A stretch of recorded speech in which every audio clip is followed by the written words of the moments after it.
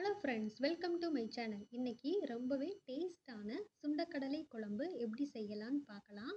சுண்டல்ல அதிக அளவு சத்துக்கள் இருக்கு. ஸோ இதை நீங்கள் உணவில் அடிக்கடி சேர்த்துக்கோங்க. உடம்புக்கு ரொம்பவே நல்லது.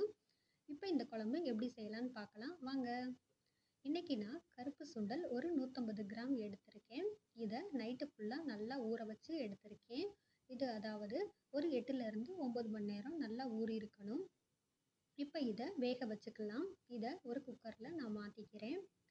இப்போ இதுக்கு தேவையான அளவு உப்பு சேர்த்துட்டு இதை ஒரு 3 to 4 விசில் வரைக்கும் விட்டு எடுத்துக்கலாம். சுண்டல் நல்லா வெந்திருக்கணும். இப்போ சுண்டல் நல்லா வெந்துருச்சு. இதையும் தனியாக எடுத்து வச்சுக்கிறேன்.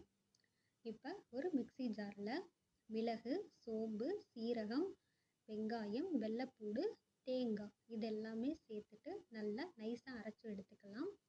இப்போ தேங்காய் பேஸ்ட்டும் அரைச்சி இதுவும் ரெடி ஆயிடுச்சு. இதையும் எடுத்து தனியாக வச்சுக்கலாம். இப்போ ஒரு பேனில் நல்லெண்ணெய் ஊற்றிக்கிறேன். நல்லெண்ணெய் ரொம்ப நல்லது, டேஸ்ட்டாகவும் இருக்கும். 1 ஸ்பூன் கடுகு, 1 ஸ்பூன் வெந்தயம், கொஞ்சமாக வெள்ளைப்பூடு, கருவேப்பிலை இதெல்லாமே சேர்த்து நல்லா வதக்கி எடுத்துக்கலாம். இது வதங்கினதுக்கப்புறம் ஒரு பெரிய வெங்காயம் சேர்த்துக்கிறேன். இதுவும் நல்லா வதக்கி எடுத்துக்கலாம். இதுக்கடுத்து ஒரு காரத்துக்கு பச்சை மிளகாய் சேர்த்துக்கிறேன். இதையும் சேர்த்து நல்லா வதக்கி எடுத்துக்கலாம். இது வதங்கிறதுக்கு கொஞ்சமாக உப்பு சேர்த்துட்டு இதையும் நல்லா வதக்கி எடுத்துக்கலாம். இப்போ ஒரு தக்காளி சேர்த்துக்கிறேன். தக்காளியும் சேர்த்துட்டு நல்லா வதக்கி எடுத்துக்கலாம். தக்காளி இப்போ நல்லா வதங்கிருச்சு.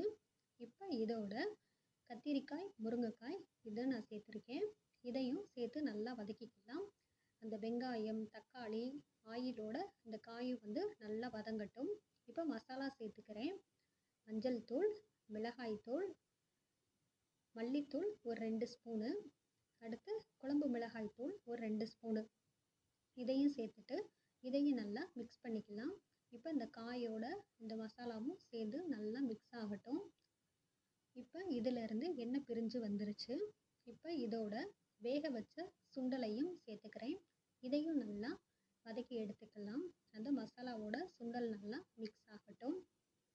இப்போ இந்த காய் எல்லாமே வேகணுங்கிறதுக்காக சுண்டல் வேக வச்ச தண்ணியையும் இதோட சேர்த்துக்கிறேன். சேர்த்துட்டு இதையும் நல்லா கிளறி விட்டுக்கலாம்.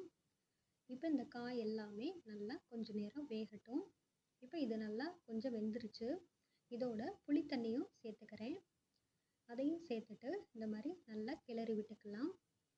இப்போ இதுக்கும் ஒரு கொதி வந்ததுக்கப்புறம் இதோட நம்ம அரைச்சி வச்சுருக்க தேங்காய் பேஸ்ட்டையும் சேர்த்துக்கலாம். தேங்காய் பேஸ்ட்டு ப்ளஸ் அதோட கொஞ்சமாக அந்த மிக்சியோட தண்ணியையும் சேர்த்துக்கிறேன். சேர்த்துட்டு எவ்வளோ தண்ணி தேவையோ சேர்த்துக்கலாம். சேர்த்துட்டு இதையும் கிளறி விட்டுக்கலாம். இப்போ உப்பு காரம் டேஸ்ட்டு பார்த்துட்டு அவ்வளோதான், புளிக்குழம்பு ரெடி ஆயிடுச்சு.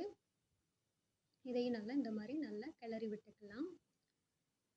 இப்போ லாஸ்ட்டாக கொஞ்சமாக டேஸ்ட்டுக்காக நல்லெண்ணெய் 1 ஸ்பூன் சேர்த்துக்கிறேன்.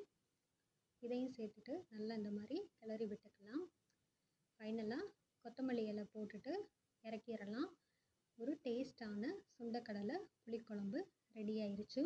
இன்றைக்கி இதுதான் எங்கள் வீட்டோட லஞ்சு.